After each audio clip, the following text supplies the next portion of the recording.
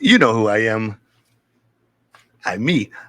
This is the Noize Report. Today we are here to do an interview and talk with a gentleman who contacted me. He is an author, an ordained minister. He is a mental health advocate, and a lot of other really cool things. I was unfamiliar with his work before now, but I did some research, and we're going to spend however long speaking to this gentleman over here. His name is J. Edwards Holt, and welcome to the show. Yeah, thank you for having me. Absolutely, man. Start by giving us a brief synopsis of who you are, a little bit on your background and whatnot. All right, yeah. Like you said, I'm Jay Abrams Holt. I'm an author of fantasy fiction. Most of it is young adult novels and stuff, but I also have a children's book and a teen comic. I'm also an ordained minister, and um, I co-authored the best-selling series "Call to Intercede." I've got four of those books, and their book about prayer and intercessory prayer.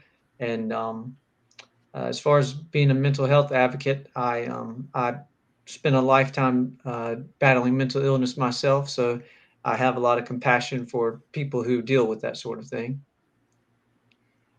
I uh, I have fought that battle my entire life. This is one of the many avenues of therapy that I use to kind of help, I guess, or Hmm. music is the main thing. Music therapy is so it's such a huge thing to me. Um, the power of music Hmm. is so incredible across so many things, be it therapeutic, be it mental health, be it just the way they can use music with Alzheimer's patients and with Hmm. mental health and different aspects of it is an incredible thing to me. And it's saved my life more times than I can even count or imagine. Uh-huh. Um, so I relate very deeply to the mental health thing. Hmm.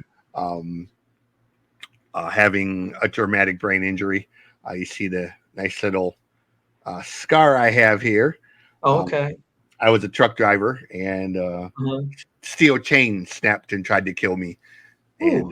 and Hmm. caused massive damage to my frontal lobe and Uh-huh. whatnot. So I suffer a lot of issues related to Hmm. um, my frontal lobe being shot mostly. Um, Uh-huh. Impulse control, bipolar, intermittent explosive disorder, that kind of stuff. So Uh-huh. um, this is a great avenue Yeah. to have, and I get to talk to really cool people and learn about them. And I'm very honored to have you on here, and I'm Thank very you. happy that you contacted me. And I am an avid reader, so I would definitely be reading your books and Okay, whatnot. great. Um, but let's talk about them a little bit. Let's start with, I guess, did the Seven Branches Saga or the Barren World come first? Well, it's all connected. It's all part of the Seven Branches Saga. Okay, Um, the idea for the Barrymore story has been in my head for a long time since I was just a little kid. I used to act it out with toys and stuff, and um, just a few years back, I decided I was ready to go ahead and write it. And I've written the first two books, and I'm about probably about halfway through writing the third book now, and that's nice. going to be the final book in the trilogy. But as far as the Seven Branches saga goes, pretty much all the fantasy stuff that I've written is connected in one way or another. Okay, It's even if they're not the same story, they're connected either by the locations or maybe a character or something okay, like that. Awesome. Yeah, because I love, even being the old guy, um, I love fantasy and young adult type of stuff. Hmm. Some of my favorite authors are people that I didn't really intend to ever get into, and I Hmm. happened across their book. Um, can never remember his name. The one who wrote Artemis Fowl. Um, Uh-huh. Ian. I can't remember his name right Um, now. but yeah, Artemis Fowl is one of my favorite book Mhm. series. Christopher Polini with the Yeah, Aragon series. Aragon. It's Mhm. probably my favorite author. Um, Mhm. what he has achieved with that Aragon series is really just insanity, Mhm. considering he self published most of the original book, and Uh-huh. um, the success he's had with it is, I think, outstanding and Mhm. deserved so much on his part because he's such a great writer. So Absolutely. I love that series. I love yeah, all the dragon stuff. yeah. Um, and he was. I don't read a lot of Dragon stuff, truthfully, and his I kind of came across it, and it had a cool cover, and I Mhm. thought, you know what, let me check this out. I was reading another series at the time, and it was just one of them books. Like, once I started reading it, you Mhm. couldn't put it down. And they're huge books, or 700-800 pages for each one. And Mhm. Yeah. it's like, man, like, how does it blows your mind, because you think, how does a 15-year-old, 16-year-old at that time write an almost 800-page novel, Mhm. where he creates his own languages, he draws Mhm. his own maps, and it was such a monumental feat, I think, for somebody at that age, and then to Yeah. continue it, for 4 books, and Mhm. now even continuing it further a decade later. It's so incredible. You don't see, I think, in the book world, you don't see the younger authors Mhm. get the credit they deserve sometimes. Yeah. You hear about the Tom Clancy's and the Anne Races and the ones Mhm. that are well established, but Right. you don't see people like you and Christopher that really get the credit they deserve for their creativity and the work they put into the series. And I think it's sad that there's Mhm. not a bigger forum, I guess, for people like you that deserve to be in the spotlight, and um, you know, to discuss and talk about your work. So, Yeah. Mhm. tell us a little bit about the series in and of itself. Like, I guess maybe a brief rundown of some of the characters, or what it's about, what kind of it revolves around.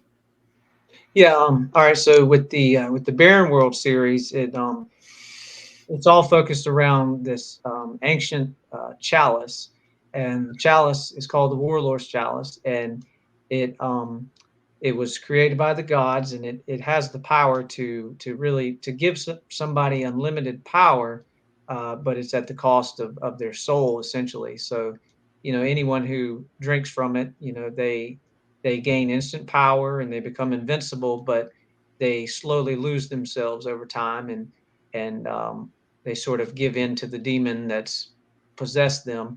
And the series is mainly about the characters are trying to figure out what to do with it.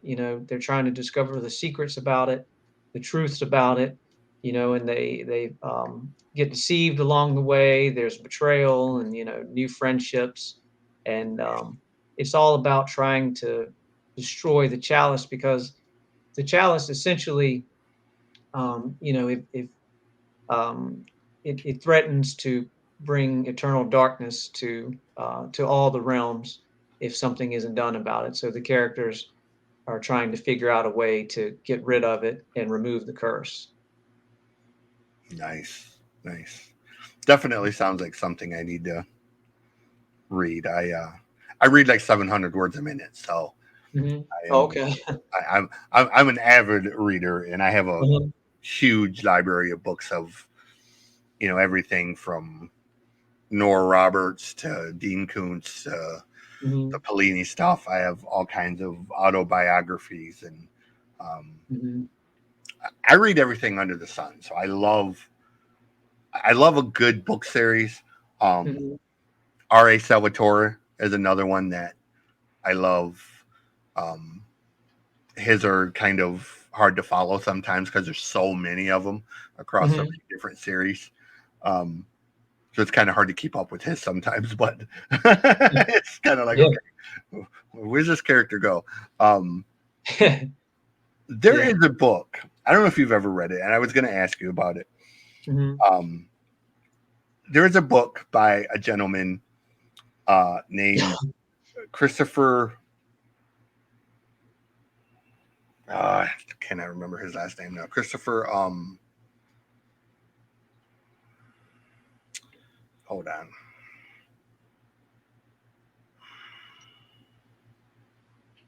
I don't know why I'm forgetting his name now. Christopher Moore. Mhm. He has a book called Lamb, um, Mhm. the Gospel according to Biff, Jesus's childhood friend. Oh, really? Yes. Hmm. Um, I've never heard of it. my friend recommended me this book. He said, Mhm. you have to read this book. It's the funniest book you'll ever read. Mhm. And I was like, okay, I'm not really into religious books per se. She goes, Mhm. no, no, no. She goes, trust me, with your sense of humor, you'll love it. Basically, what Christopher has done with this book is in the Bible, where Jesus is born and there's that story, and then it kind of picks up from adulthood into the Mhm. crucifixion.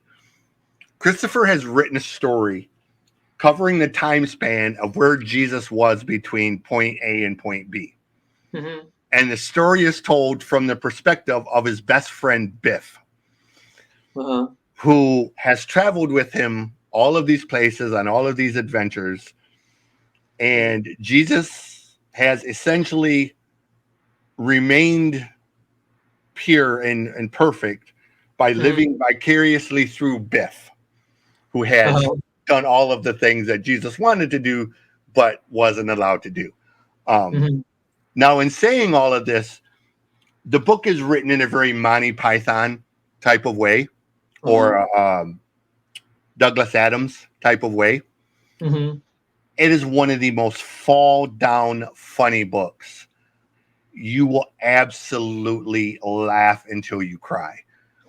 He is so brilliant. He tells the story in a way that's funny and Uh-huh. hilarious without ever being disrespectful or sacrilegious or Mhm.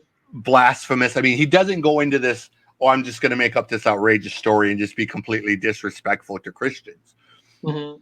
It's really a cute, funny, fictional story of, hey, this is what happened. And it leads into a bunch of his other books. Mhm. And I'm telling you, if you haven't read this book, please read this book because you will laugh until you cry. Um, it is such a great book, and it's my Mhm. favorite book in existence. And I challenge everyone that I meet, read this book. This is, if there's Mhm. one book you have to read before you die, this is the book. Other than the Bible, obviously, but um, Mhm. this is the book. It is so funny, and it tells a story of friendship and Mhm. I don't want to say betrayal, but kind of betrayal in certain little aspects, and how Mhm. to work out problems and life situations. And it's such an amazing, amazing book. And um, I wasn't sure if you had read it or not, and I just kind of um, Uh-huh. it's Yeah, I've one. never heard of it. It sounds interesting though. Yeah, it's It's a really amazing book. So if you ever get a chance, definitely um, check it out. So your book series or the series you helped, whatever, called to intercede. Hmm. Talk about that a little bit, because prayer is really, it's such a powerful and incredible thing, and I think it's Hmm. something that people take for granted. Um, I'm guilty of it myself, and having gone through a brutal Hmm. divorce last year, um, it kind of reawoke in me Hmm. the need for prayer and how powerful it is, and what it can really do to benefit your life. Um, so, talk about that series a little Yeah. bit. Well, myself, I always grew up in church, and I always grew up wanting to be in the ministry somehow. And I started off, you know, I guess my books are my ministry because, Hmm. I put subtle Christian messages within the books. Not enough that will bother people who aren't religious. They're Right. friendly for anybody, but it is, some Christian messages in there. And now, I heard about, I met this fellow author named Monique Rogers that said she Hmm. was getting ready to, she was thinking about doing a prayer anthology. And, I talked to her about it, and, we got some other authors involved. And, it just involved a lot of people giving their testimonies about their prayer lives and different things they've been through.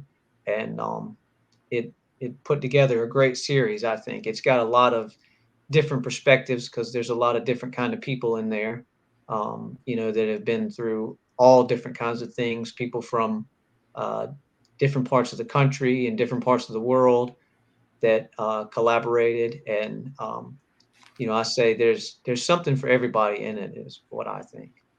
Yeah, it's Mhm. like I said, it's one of them things. Like I grew up kind of in the church. Mhm.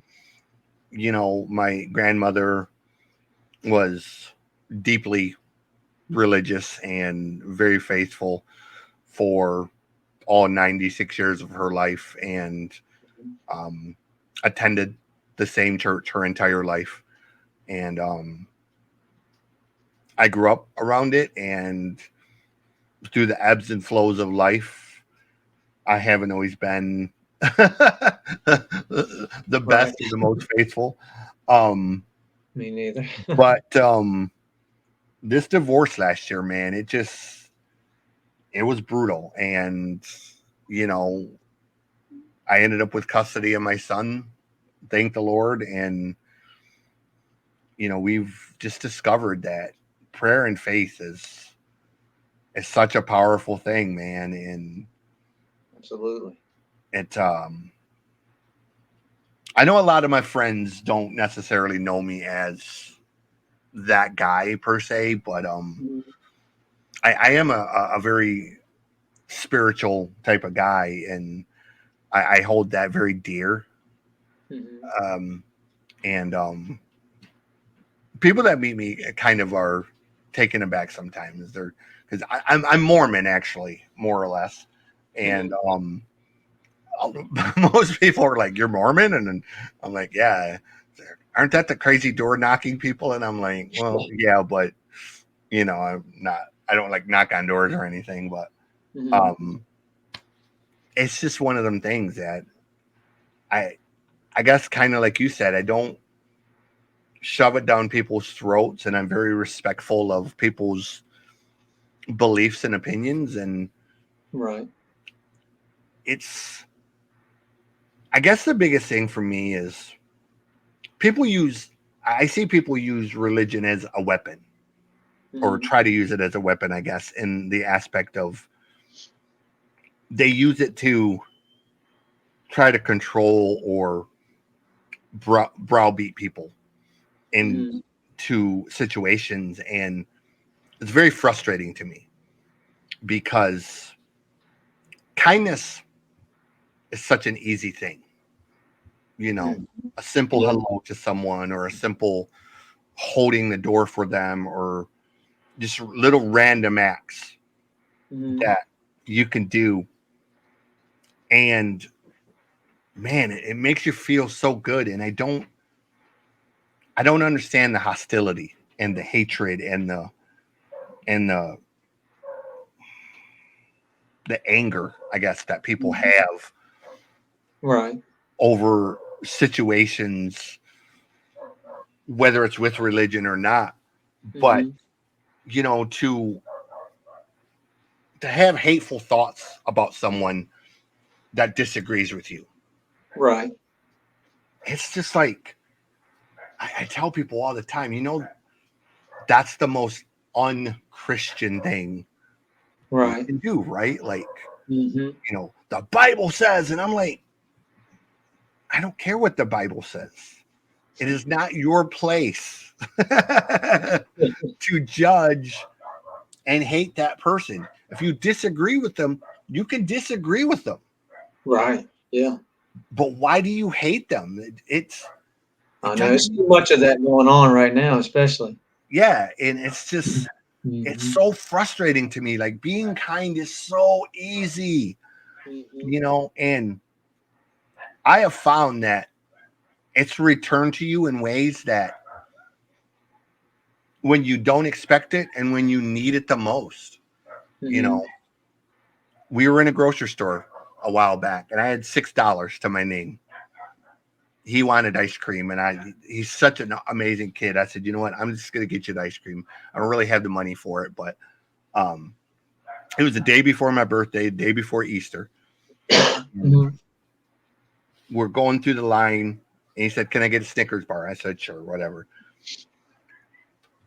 This woman didn't know me from anything, and Mhm.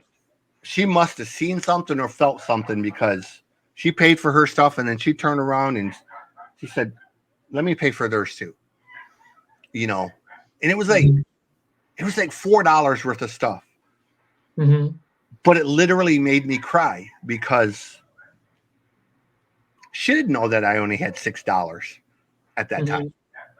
I had no idea how I was gonna pay for certain things, and that blessing, man, was so powerful to me. It was like, it's just another example that God has never failed me, ever. Mhm. I've I'm not rich, but I have a house. I'm never hungry. I have untold fortunes that other people aren't blessed with, and Mhm. I'm so thankful for that, man. And Right.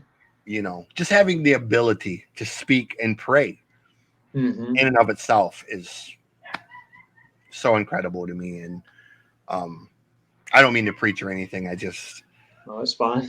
it's It's the little things that can make the biggest difference sometimes. yeah, like this, Mhm. books like this are so important, because you never know when it'll touch someone and Right. how it can change their trajectory from where they might have gone or what they might have done into something more positive. And Mhm. um I'm glad that you do have the series, and I'm glad that you do continue it, and that you do put it out there for people, because it's important. And Mhm. you know, it's if it's just even if it's just me saying it, thank you for doing it and whatnot, because Absolutely. I always say, if I can touch one person with, with any of my books, then I've done my job. That's the main thing to me. yeah, that's Mhm.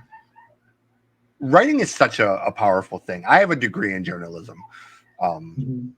and I've never really used it for anything. um, Mhm.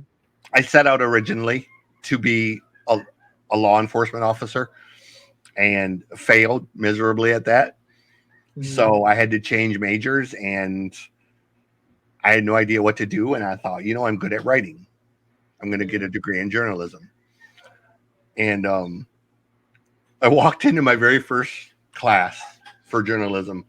It was journalistic ethics.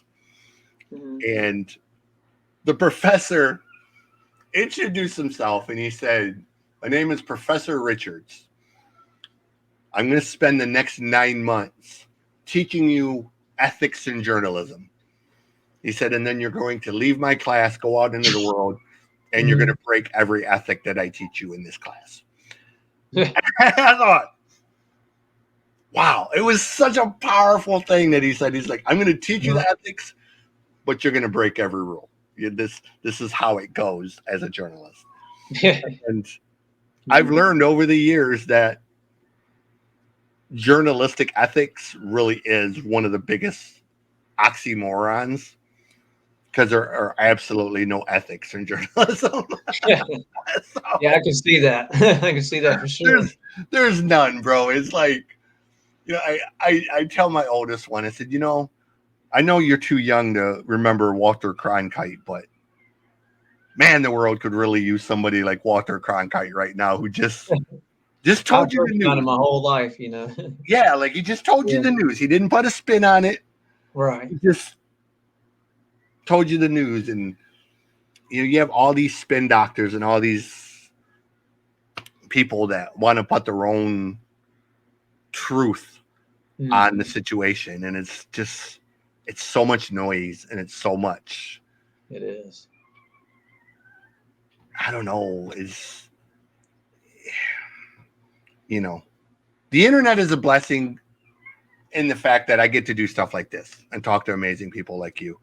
um but the flip side of that coin is it gives everybody a platform. And Mhm. um There's too much hate on it. I can't stand that. yeah, it Yeah, just um I am so glad that you are doing these series and these books, man, because the world needs positivity. And absolutely.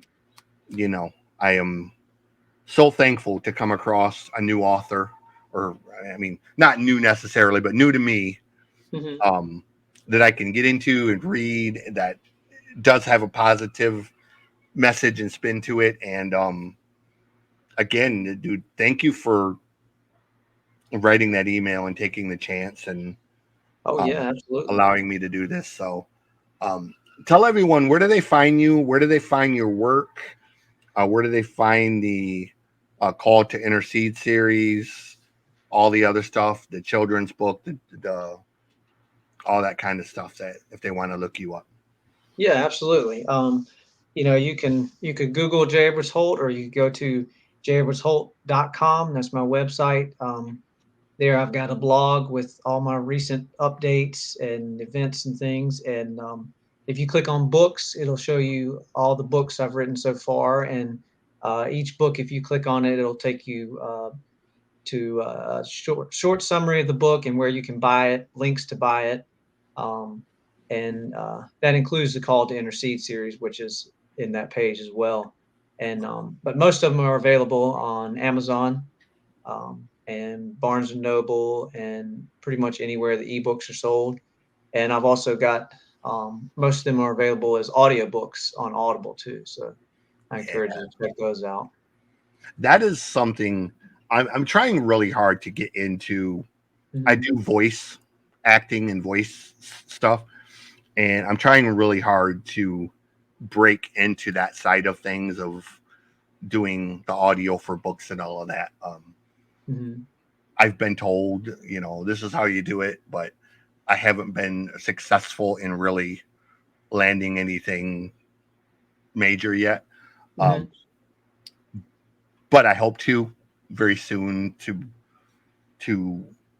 you know be blessed enough to start doing audio work and whatnot for book series because I love to read and I love to talk. So I think it's I a think you'd enjoy it. It's a lot. yeah, I know from my end, it's fun listening to it. When somebody does it, so yeah. I And think it's you'd enjoy it. weird.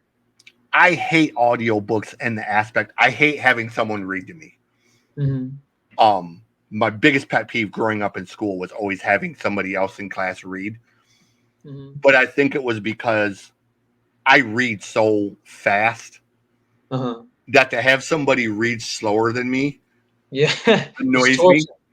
Yeah. So I'm just like, people would read and I'd be like, it's Yeah. done. It's not that hard. Read it. Hmm. And, but, I love doing it. So, um, Hmm. and I think part of that too, I had a foster sister who she was blind and she would get the books from the Library of Congress for people. Uh-huh.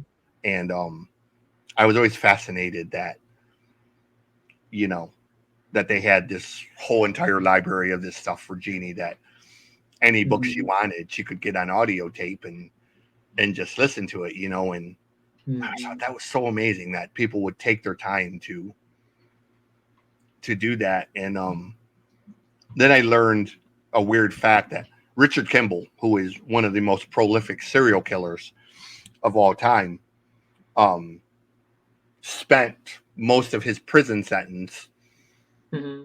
doing audiobooks for the blind. Oh, really? Yeah, he had a great Wow. speaking voice and he was super intelligent, as most serial killers are.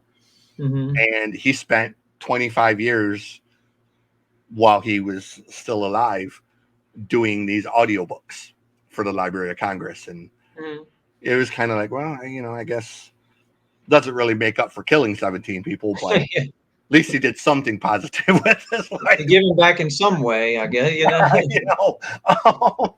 But yeah, it was one of them quirky little facts that I came across, and she had a Hmm. book, and it said read by Richard Kimball, and and I was like, okay, and she's like, do you know who Richard Kimball is? And I was like, no, and she's like, he's a serial killer, and I was like, they have serial killers doing audiobooks, and she's like, yeah, look him up, and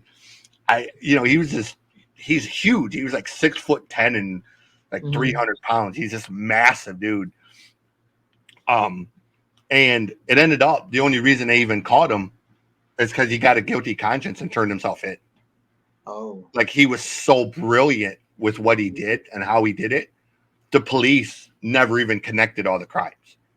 He never committed the same crime twice or the same Wow. way twice. He did it across multiple states. He'd use a knife one time, he'd strangle him another time, he'd shoot him another time, run him Mhm. over with the car. So the police, for all of these crimes, they thought they were going after all of these different people. Hmm. And when he finally got a guilty conscience and just went to a payphone and called him and said, hey, I'm the guy you're looking for. And he started telling them all this stuff. The FBI were kind of like, wait, what? Sounds like a Batman villain, kind of. Yeah. And they did an entire uh, FBI Manhunter series based around him. The behavioral Mhm. unit at the FBI he was one of the people that was most influential in establishing that, Mhm. because before him, serial killers have a pattern. Right. He didn't. And he broke every rule of serial killers, and Mhm. they learned so much from him that it rewrote the book on how they essentially hunt serial killers now.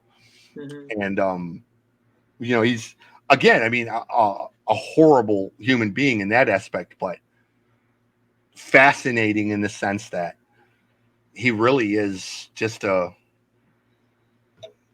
you know a unique individual on so many Mhm. levels. Like, here's a guy who has a 164 IQ. He's a brilliant speaker and orator, but he just happened to kill 17 people. Yeah. um, I don't know. It was just one of them weird things, but um, couple final questions. All right.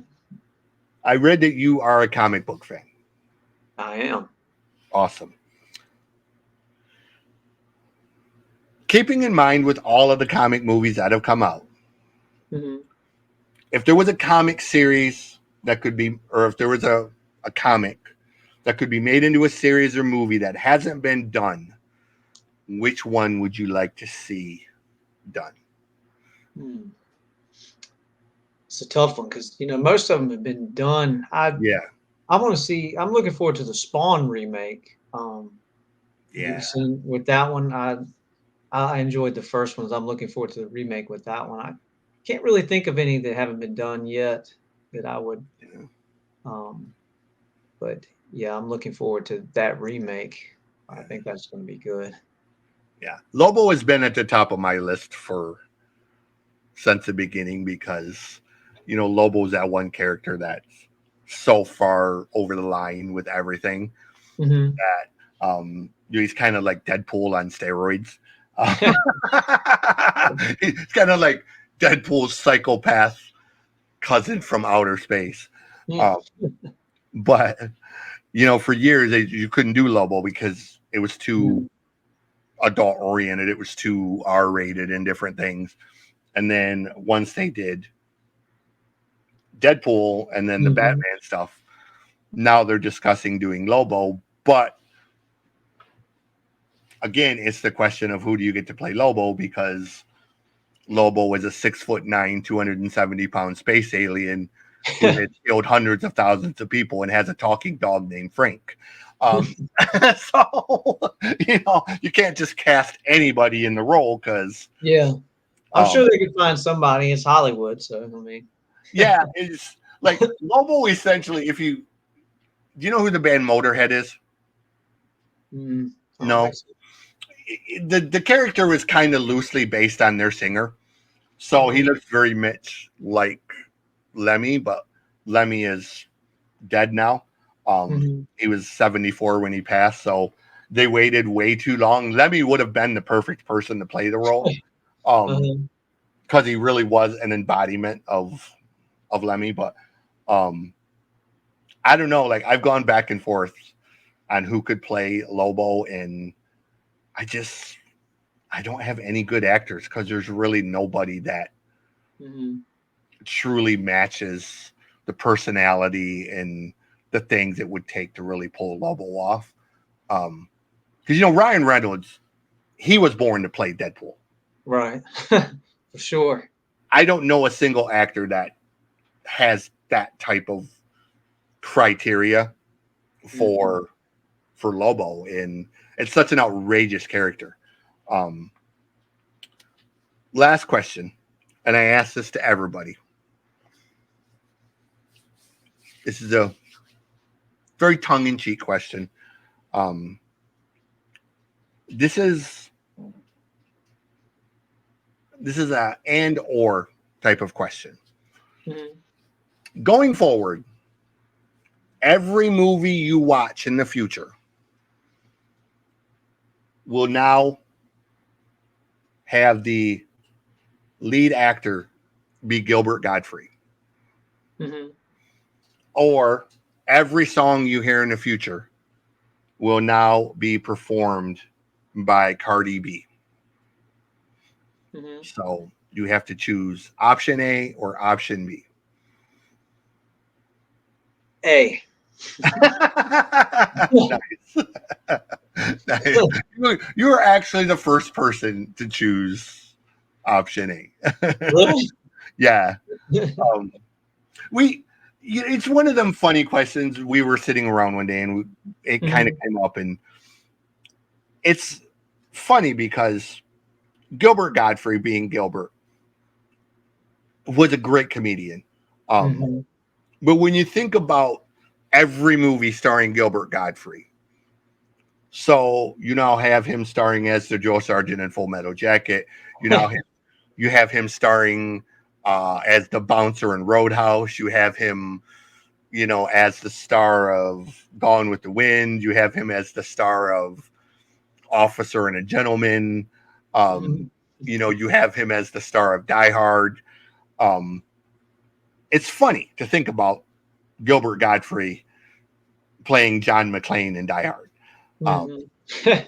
but at the same time, it's horrible to think about Cardi B now performing Eye of the Tiger and, every other amazing song that's ever been written. Hmm. Because I really don't want to hear Cardi B perform any of the classic records that I love. So I would always go with option A as well. Yeah, me too. So, um, thank you for doing this. Yeah, thank you for having me. I appreciate it. Absolutely. One last time, tell everyone where they find you, where do they check you out, and all of Sure. that. Yeah, you can go to jabrasholt.com. That's got there. I've got links to all my books, to social media outlets, everything. There's a way to if you click on the little envelope, you can email me. There's all that kind of stuff. Pretty much everything you need to find out, you can find on my website. Um, and I'd love to hear from you. Awesome. This is the Noize Report, and we're out.